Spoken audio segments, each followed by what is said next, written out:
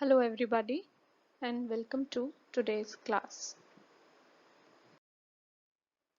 Today we are going to cover two topics.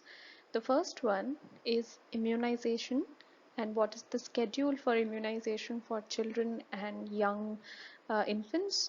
And the second topic is going to be growth monitoring techniques for infant and young children. So let's start with part one, that is immunization.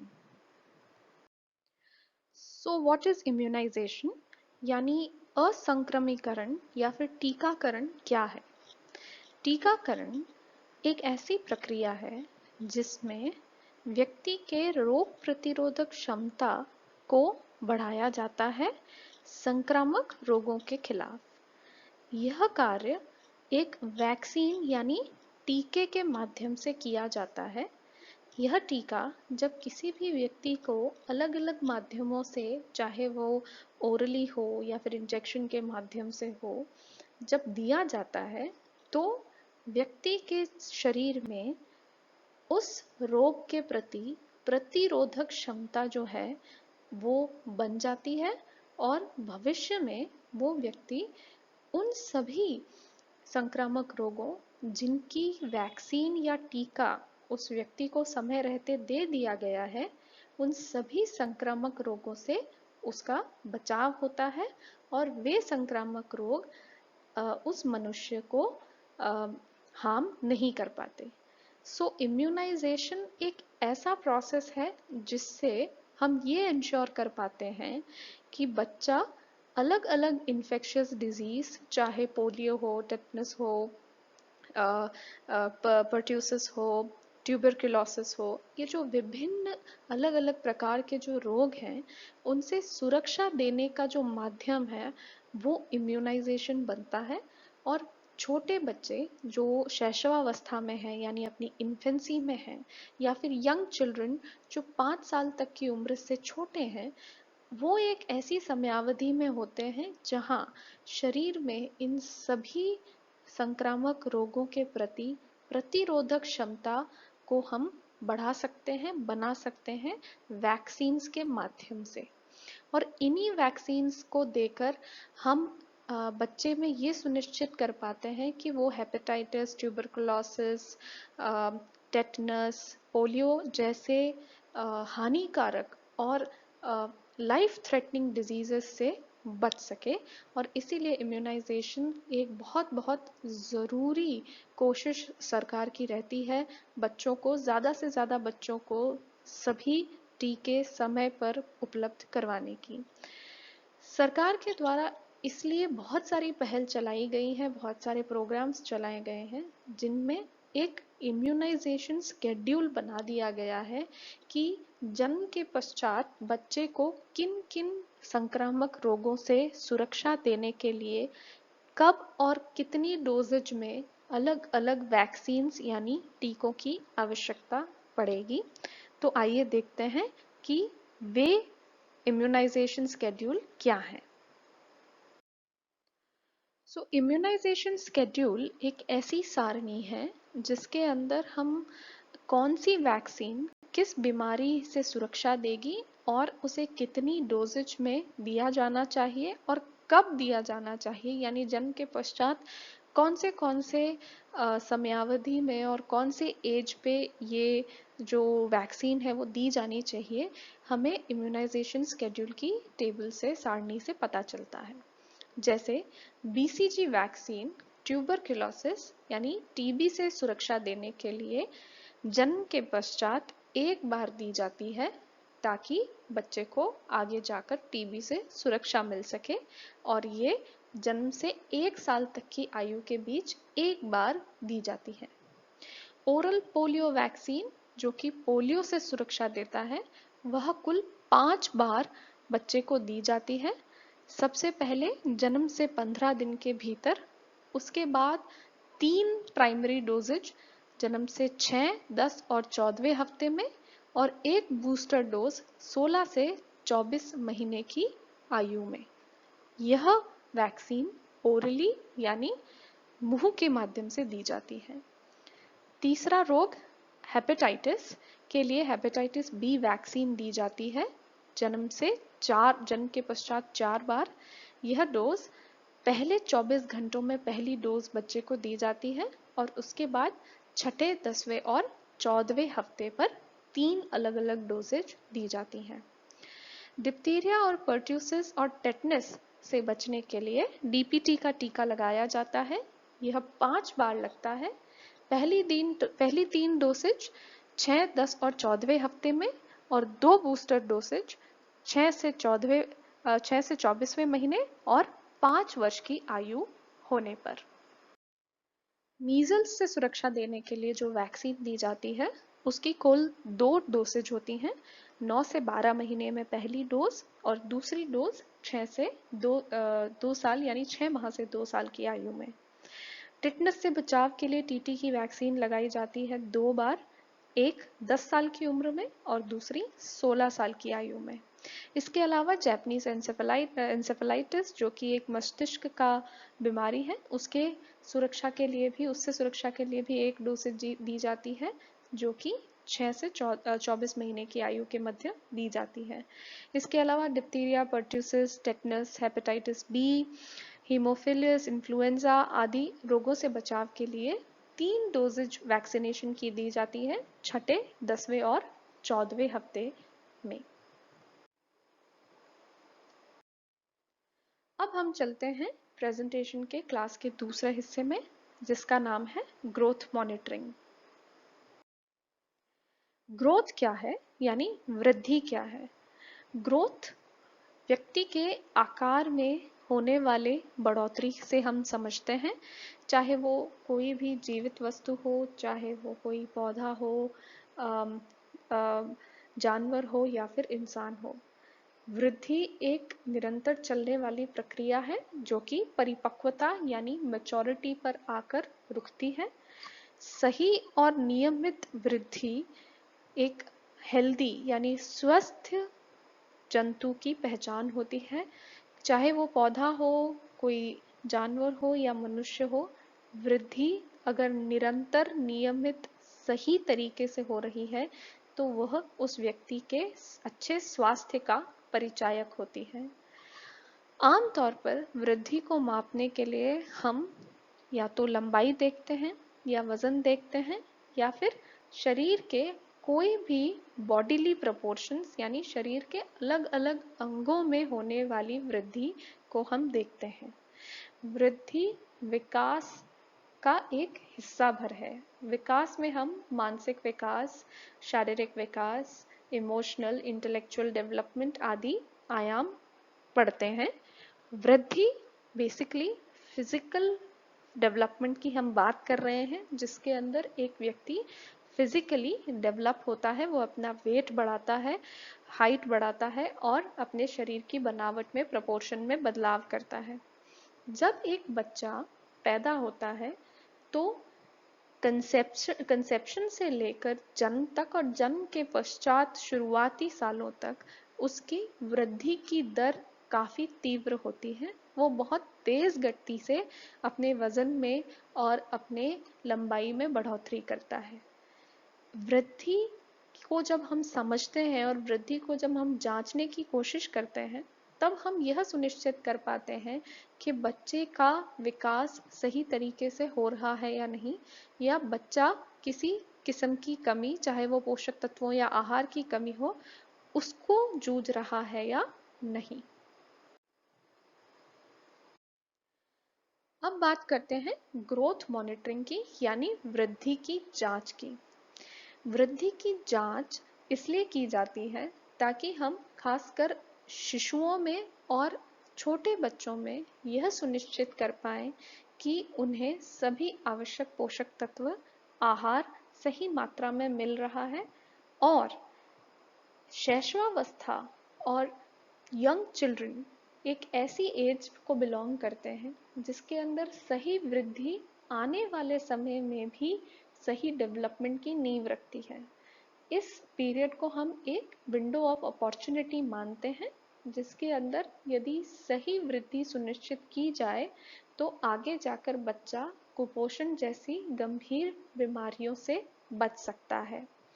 Growth monitoring में हम बच्चे के अलग अलग physical attributes को major करते हैं, जैसे कि उसका शरीर का वजन लेना, उसकी लंबाई नापना, उसके सर की गोलाई नापना या फिर उसके बाह की भी गोलाई नापना। तो हम बच्चे के शरीर के अलग अलग अंगों को नापते हैं और उसके बाद हम उसे कंपेयर करते हैं, उसकी तुलना करते हैं अलग अलग स्टैंडर्ड से, मानकों से, ताकि हम यह सुनिश्चित कर पाए कि बच्चे की वृद्धि की दर सामान्य है और बच्चा कुपोषण से जूझ नहीं रहा है या कुपोषण के खतरे पर नहीं है। ग्रोथ मॉनिटरिंग के माध्यम से हम सबसे पहले और सबसे समय रहते ही यह जांच लेते हैं कि बच्चा क्या किसी पोषक तत्व की कमी से जूझ सकता है आने वाले समय में अथवा नहीं।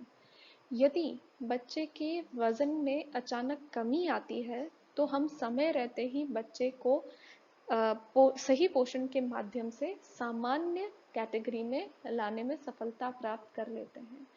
इसीलिए ग्रोथ मॉनिटरिंग बच्चे के जन्म पश्चात ही शुरू की जाती है और बच्चा जब तक 5 वर्ष की आयु तक नहीं पहुंच जाता तब तक एक नियमित समयावधि पर बच्चे की वृद्धि की जांच करी जाती है, ताकि इस वल्नरेबल पीरियड में जब बच्चा कई सारे संक्रामक रोगों के खतरे पर है और साथ ही अलग अलग किस्म के कुपोषण के खतरे पर है, इस समय में बच्चे को इन सभी खतरों से बचाने के लिए और सही समय पर वार्निंग को पहचानने के लिए भी ग्रोथ मॉनिटरिंग की जाती है। ग्रोथ मॉनिटरिंग हमें समय रहते अलग अलग वार्निंग साइंस देता है, जिससे कि बच्चा किसी भी सीरियस कंडीशन में आने से पहले ही उसकी हेल्थ रीस्टोर करने को लेकर हम कार्य जो है वो शुरू कर पाते हैं। उदाहरण के तौर पर यदि किसी बच्चे को समय रहते उसका नियमित रूप से वजन लिया जाता है और उस वजन की तुलना उसकी आयु से करके एक WHO के या ICDS के स्टैंडर्ड से जब उसकी तुलना की जाती है तो हम बहुत जल्दी यह पहचान पाते हैं कि बच्चे का जो वृद्धि दर है वह सामान्य श्रेणी में हो रहा है अथवा बच्चे की वृद्धि सामान्य से धीमी है और कम हो रही है। यदि कमी का पता चल जाता है तो बच्चे में क्रॉनिक मालन्यूट्रिशन यानी कि लंबी समय तक चलने वाले कुपोषण को हम बचा सकते हैं और समय रहते ही उसे सही पोषण देकर हम कुपोषण के खतरे से बाहर निकाल सकते हैं। ग्रोथ मॉनिटरिंग का सबसे बड़ा उद्देश्य यही है कि हम समय रहते वृद्धि में आने वाली किसी भी कमी को जल्दी से भांप लें और बच्चे को वापस सामान्य श्रेणी में लाने के लिए कार्य शुरू कर दें।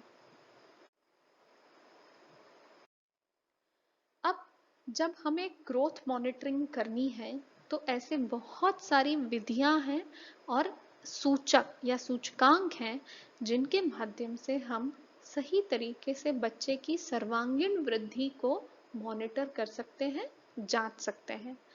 इन मेथड्स और इंडिकेटर्स में सबसे पहले आता है weight for age. Weight for age मतलब बच्चे का वजन उसकी आयु से तुलना करके अलग अलग मानकों से कंपेयर किया जाता है, जिसके माध्यम से यह पता लगाने की कोशिश की जाती है कि बच्चा सामान्य से कम वजनी है अथवा नहीं और उसे अचानक किसी कुपोषण का खतरा हो सकता है अथवा नहीं। यदि आयु के हिसाब से बच्चा सही वजन को प्राप्त कर रहा है तो यह माना जाता है कि बच्चे का आहार और उसका पोषण स्तर एकदम सामान्य श्रेणी में ही है।